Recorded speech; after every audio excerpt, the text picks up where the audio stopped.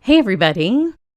In this month's gel press video, I am going to tackle one of every art journaler's biggest fears, and that is starting with a blank page in your art journal, or, God forbid, a 2-page spread that's blank. But the answer, like the answer to most things, is a gel press print.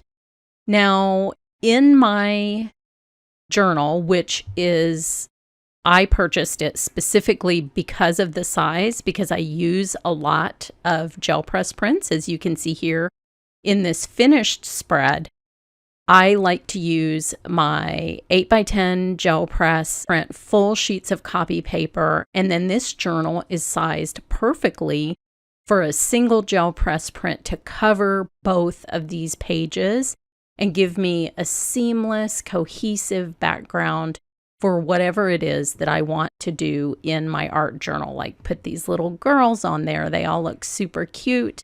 I have some postage stamps. I have a little bit of washi tape. I used pan pastel in the background, which you can see in another one of my videos. And this is just a great way to get a super quick start to an art journal page layout.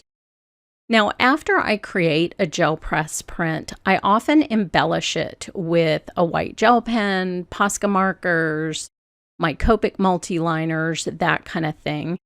And I do that at night while I'm watching TV.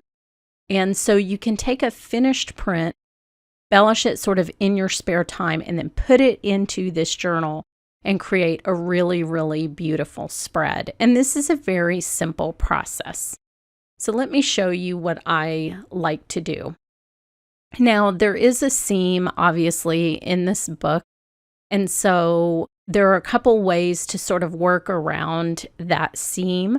I print on copy paper, so it's a nice thin top layer on top of the pages in this book, which is really a mixed media sort of journal. And the first step is just to fold the print in half. And that's going to give you a fold that you can exactly line up with that seam. And it just sort of helps you orient yourself in the beginning of this process. So I just am taking a gift card here and just sort of creasing that. And that helps relieve the stress in the middle of the print of being in that flexible position in the middle of the 2 pages. So that is my tip for starting out. Now, that being said, just because of the process of sort of gluing this down and moving the paper around, and also just being a human being, that doesn't necessarily mean that you aren't going to have to trim a little bit of hangover on one side or another, but that's very easy to finish with. So I'm going to use some matte medium. This is sort of a medium to heavy body gel. And I like this because I can put on a decent layer of it that will stay wet while I'm working, which is always something that's a little bit of a challenge for me in my climate. Now, there's also this liquid matte medium that I love to use. I love both of these. I use them in collage and to put things into my art journal with all the time. You'll find that you have a preference for one or the other in different situations. Now, I just take old gift cards that I cut up into little DIY spatulas, and I'm just going to get a good amount of the gel medium onto my little cut up craft mat. You'll notice like a miniature theme about what I have. I don't use full-sized anything because I work on a very small desk. So you can use that same sort of spatula to actually apply it. You can use gift cards. You can use silicone spatulas. It's just whatever you have at your desk at the time. So I'll take the wider gift card, the full-sized gift card, and put down a pretty decent thick layer that I know is going to stay wet for a while. And I'm trying to get all the way into the seam of this book because that is going to be really important just to, again, alleviate that stress you have of one piece of paper spanning both sides of this page. So I like to put adhesive on the back of the paper that I'm gluing down as well.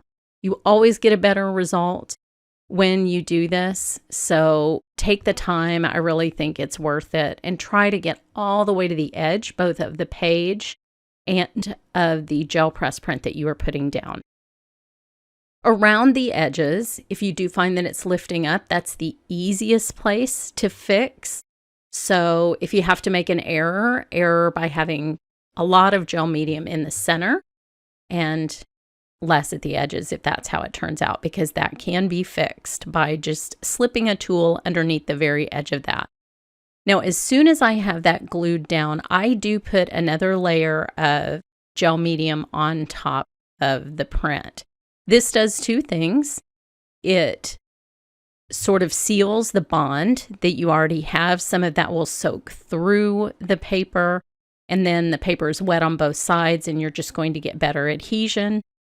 The other thing that it will do, and you'll see me fixing a corner here, is it will seal your page and give you a workable surface to then continue to make art on top of.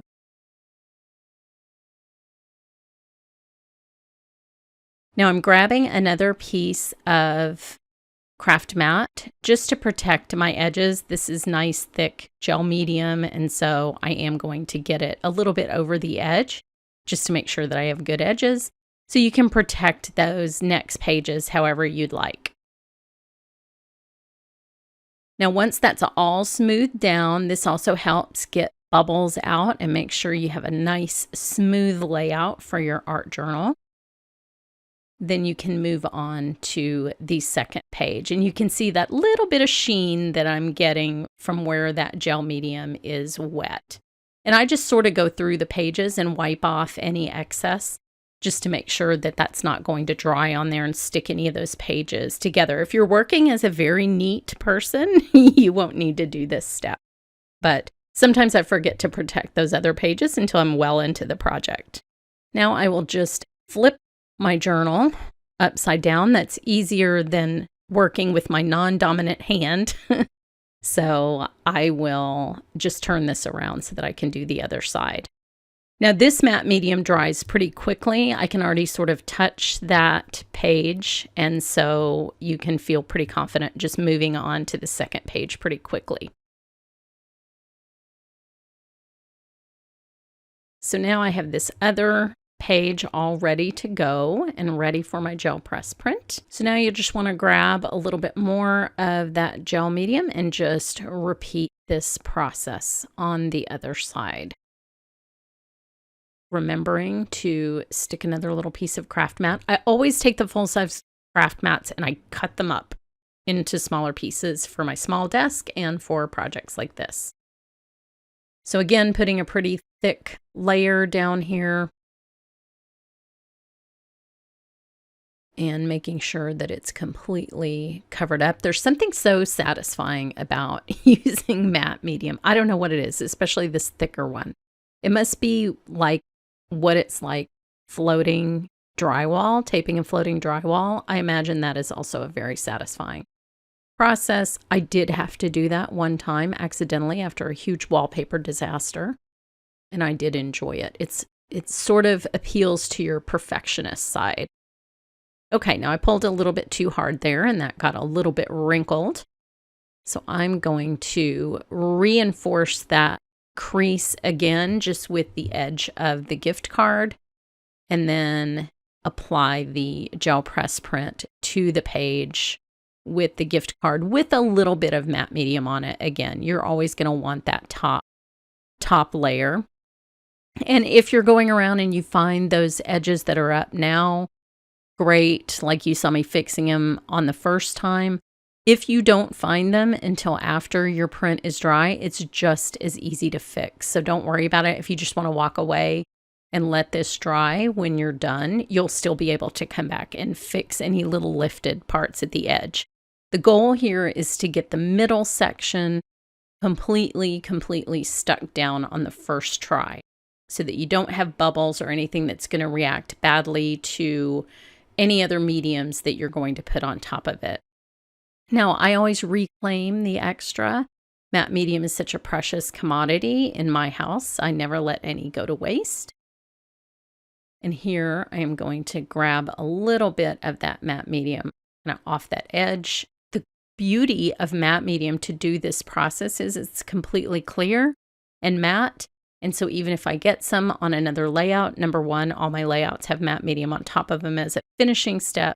But two, even if they didn't, you wouldn't see it because it's just the perfect medium for making little boo-boos and not being able to notice them. So here you can see that I'll need to trim off a little bit of the extra. That was that sort of imperfection that I was talking about, just working around that middle seam. It might shift from one side to another. So don't worry about that. Just get your scissors and trim those off and it will be good as new. And so a regular gel press print with just a little bit of work added to it in terms of white gel pen. And it is a beautiful, nearly finished, full 2-page art journal spread. So this is one of my favorite ways to use gel press prints. It looks like I've done a lot of work, but I really haven't. It was a very quick print with a little doodling. So here's what it looks like in the journal. Head over to my blog for more information, and thanks so much for watching.